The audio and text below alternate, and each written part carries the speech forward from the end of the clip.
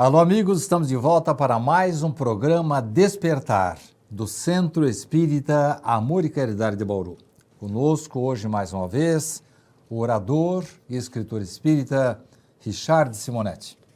Prazer estar aqui novamente, Sidney. Laurinha Camargo, Richard, através do Facebook, faz uma pergunta para você a respeito do Apocalipse. Como que o Espiritismo vê o livro Apocalipse da Bíblia?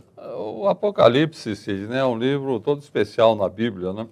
Ele teria sido produzido por João Evangelista já no final da vida e seria fruto das visões que ele teria tido do futuro da humanidade. Mas é um livro muito nebuloso, muito cheio de simbolismos e de números. Você lê assim, aquilo parece mais uma fantasia. Eu tenho a impressão que muita coisa ali é fantasiosa. Eu nem me atrevo a interpretar o Apocalipse, porque realmente é um negócio altamente complicado. Ao longo dos séculos, muita gente se debruçou sobre isso aí, procurando identificar aquelas figuras que são apresentadas ali no Apocalipse, os acontecimentos do futuro. Em cada época, a pessoa interpreta, percebendo, né, na sua percepção de que João estaria falando da sua época. E então fica um negócio complicado, porque depende muito de interpretação. E uma interpretação que envolve símbolos e fantasias, eu prefiro não mexer com o Apocalipse. Quer dizer que não há uma posição oficial do Espiritismo, No Espiritismo não tem nada, ninguém se debruçou dentro da área espírita para tentar interpretar, nem nada. Nós não temos uma opinião formada a respeito do assunto. O que se sabe é uma tentativa de João de prever o futuro, mas é um negócio tão nebuloso que fica fantasioso. O telespectador e ouvinte da nossa Rádio SEAC, Cristiano Itner, ele pergunta, Richard, a respeito de uma previsão que há para novembro deste ano, de haver uma operação para o transplante de uma cabeça para um tetraplégico em um corpo de um doador. Vamos supor que isso seja possível.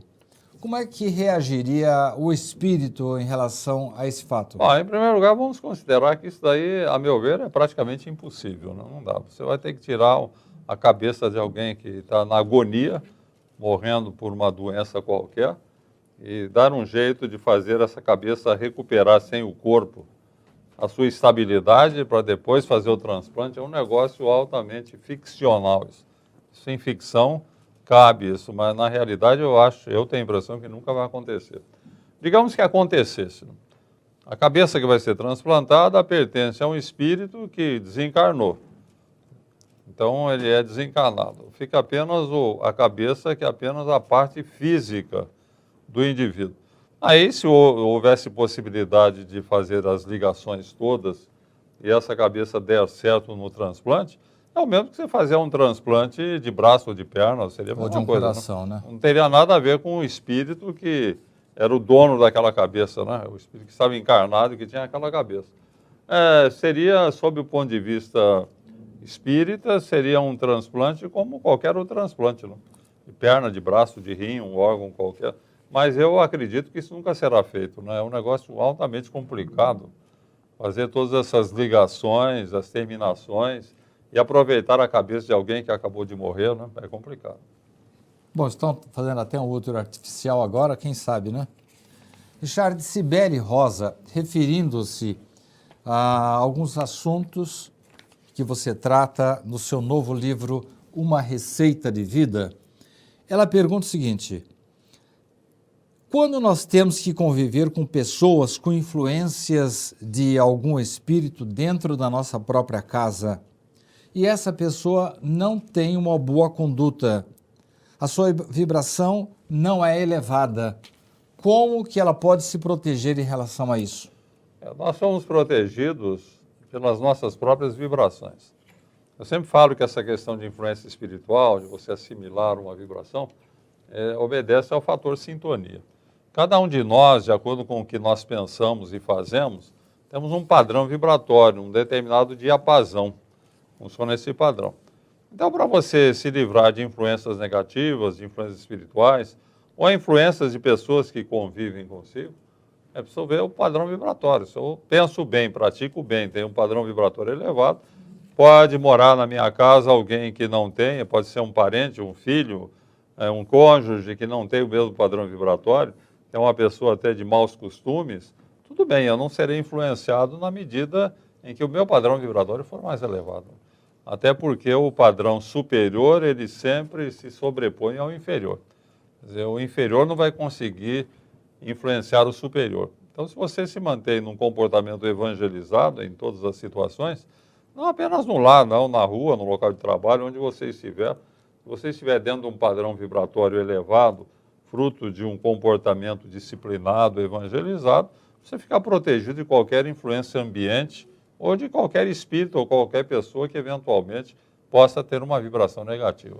Você, em uma das suas respostas sobre esse assunto mesmo, você citou um caso de André Luiz em que numa mesma residência havia um homem de má conduta que atraía maus espíritos, mas a esposa dele era uma pessoa muito boa. Você poderia repetir esse caso para nós? É uma história. O André Luiz conta essa experiência, que ele entrou numa casa e ele notou que a casa era muito bem protegida espiritualmente falando. E conversando com o mentor espiritual que o acompanhava, ele falou que o marido daquela senhora da casa era uma pessoa de mau comportamento, né? Viciado, mulherengo, estava sempre acompanhado por um cortejo de espíritos aí inferiores. E o André Luiz notou uma coisa interessante, que na hora que o marido entra na casa, o acompanhamento dele fica fora. Os obsessores, aqueles que exploravam inclusive as tendências do marido, eles não entram. E daí o André Luiz fica surpreso com isso, né? E ele pergunta e o mentor fala, não, a senhora, a dona da casa aqui, é uma mulher evangelizada, não seria justo que ela ficasse à mercê desses espíritos atraídos pelo marido. Então, como ela tem um ambiente bom, ela cultiva muito a oração, é uma pessoa realmente cristã, né, evangelizada, o lar está protegido. Quando o marido entra, os obsessores ficam fora. Então, aí é o caso do superior neutralizar a influência do inferior. Muito interessante. No próximo bloco, eu vou perguntar ao Richard Simonetti sobre a possibilidade de alguém estar encarnando, vindo para a Terra pela primeira vez, na sua primeira encarnação. Não saia daí, voltamos já já.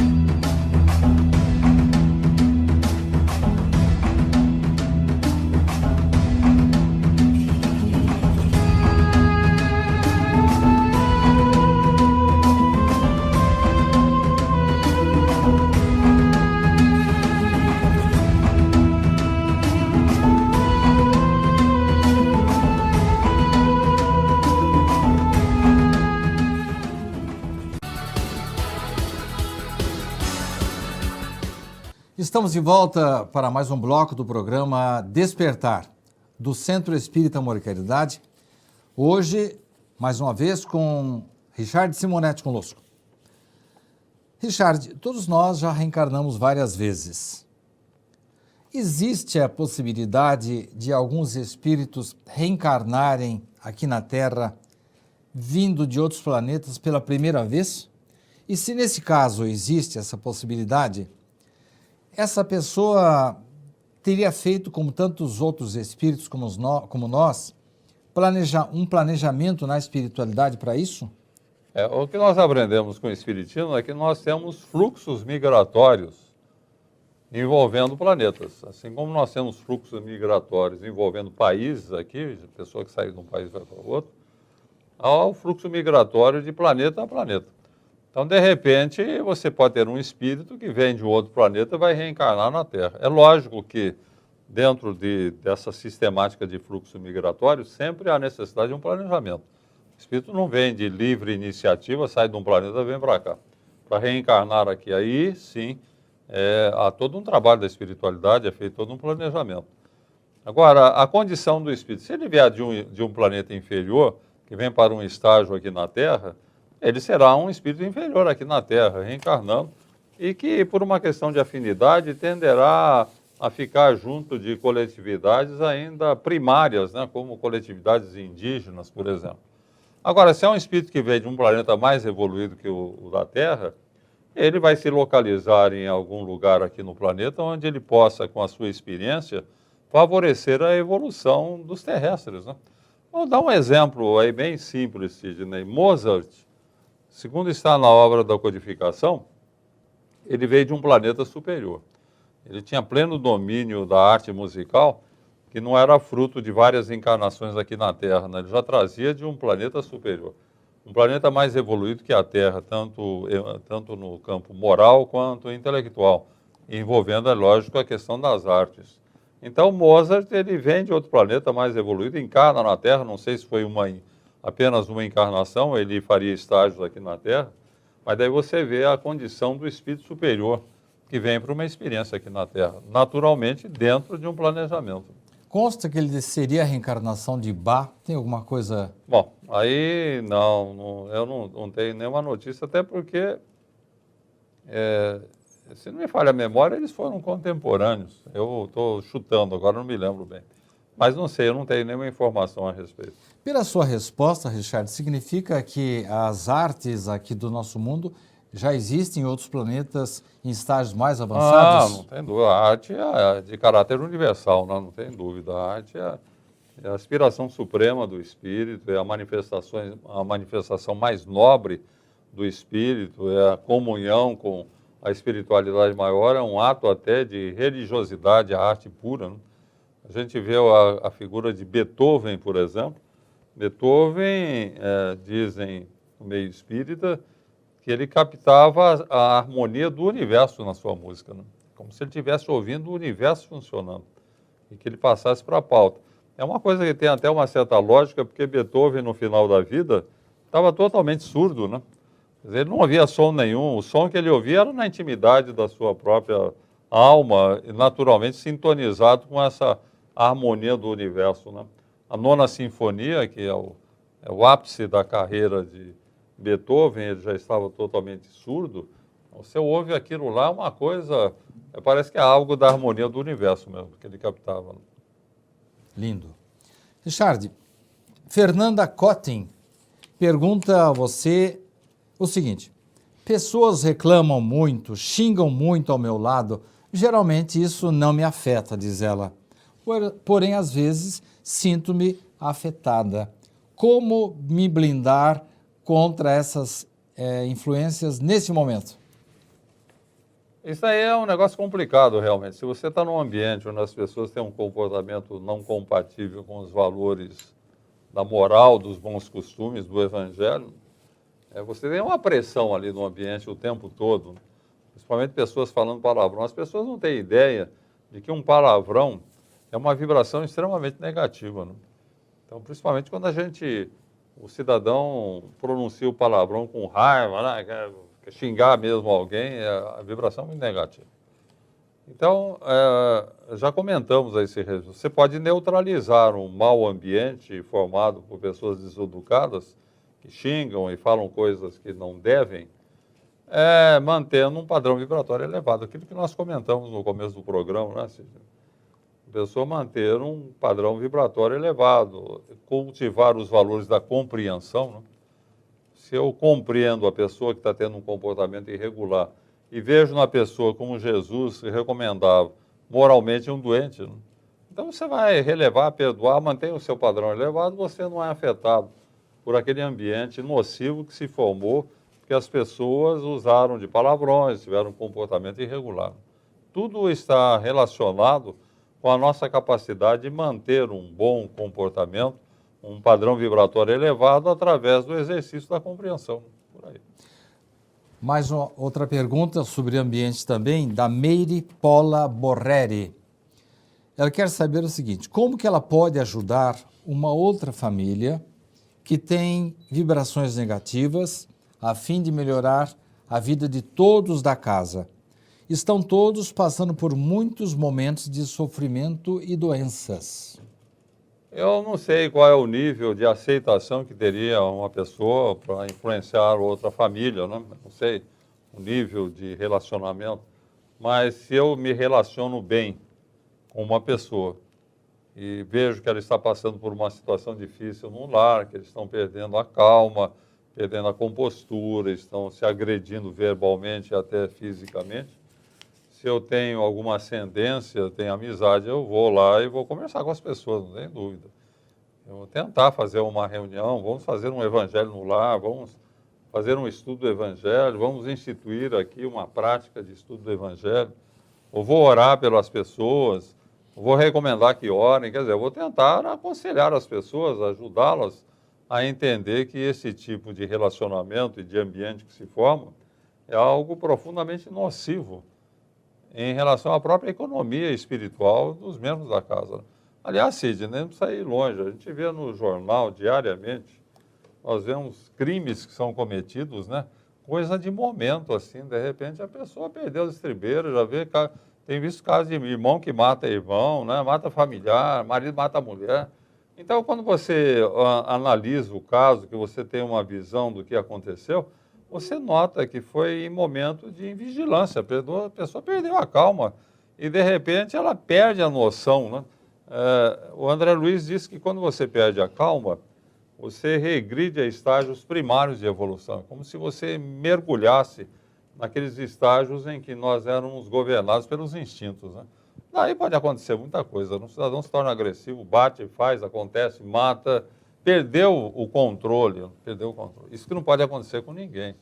Você tem que manter o controle.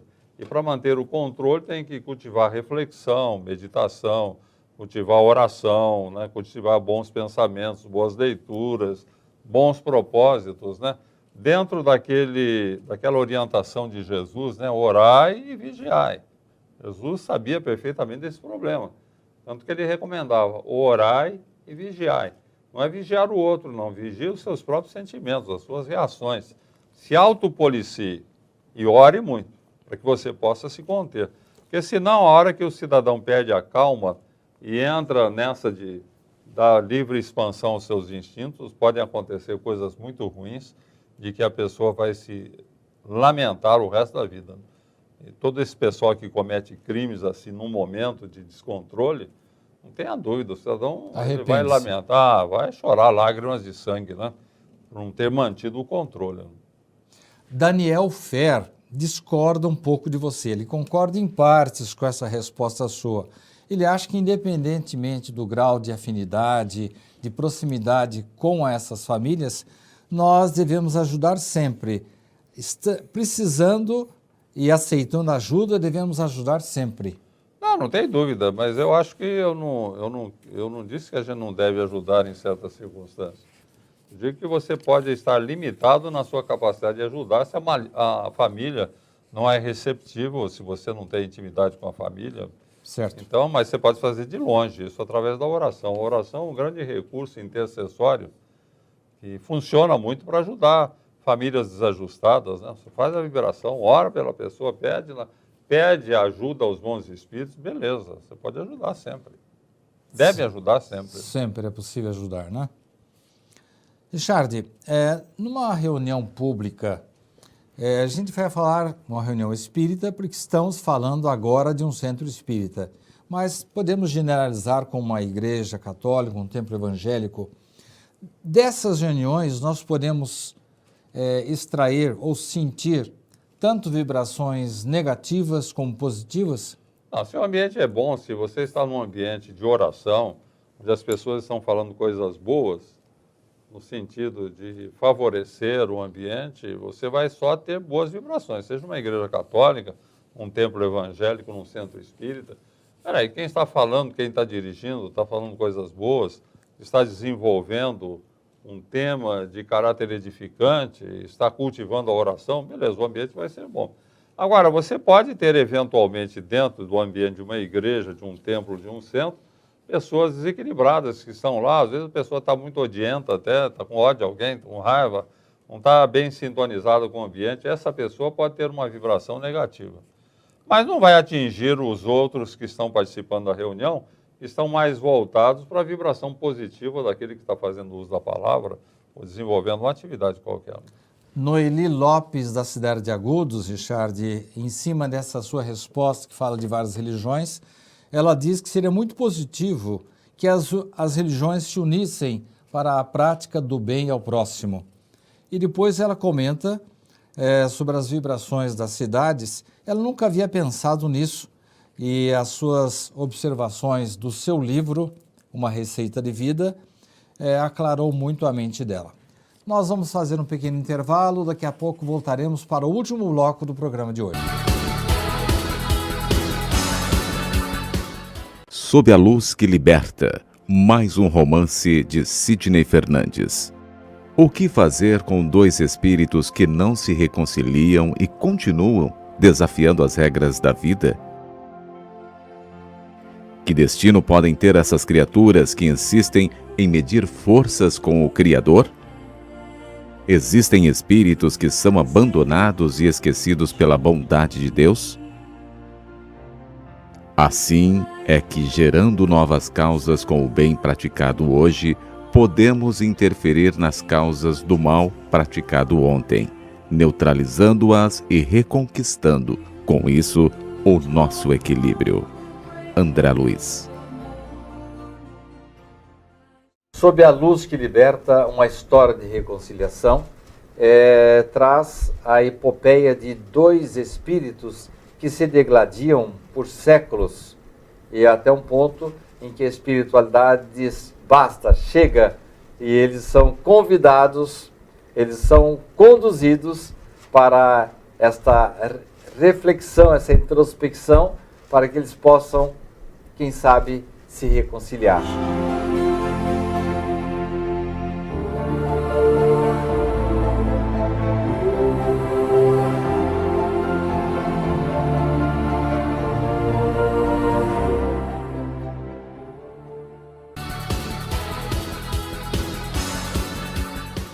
Estamos de volta para o último bloco do programa de hoje com Richard Simonetti, com perguntas dos nossos ouvintes. O que fazer, Richard, se quando vibramos por uma pessoa, nessa vibração, só de pensar nela, já sentimos más sensações e, pessoalmente, chega até ser pior. Eu chego a sentir mal-estar físico. Eu acho que aí a pessoa precisa se equilibrar. Eu acho que é um desajuste psíquico que nos leva a sermos influenciados pela vibração negativa de alguém que está ao nosso lado ou em quem nós estamos pensando. Né? A gente não é um mata-borrão, né, que vai absorver vibrações aí o tempo todo. Tem gente que acha que funciona assim. Não funciona, não. Nós podemos ser influenciados pelas nossas próprias vibrações. Se eu vou, por exemplo, orar por alguém, e eu penso assim, poxa, eu vou orar por essa pessoa, ela está desequilibrada, ela está cheia de problemas, eu vou assimilar a vibração dessa pessoa, vai me fazer mal. A pessoa vai se sentir mal, porque ela mesma criou essa condição. É uma condição dela, não é da vibração da outra pessoa em favor de quem ela está orando. O nosso pensamento é muito poderoso, até mesmo em relação a questões negativas.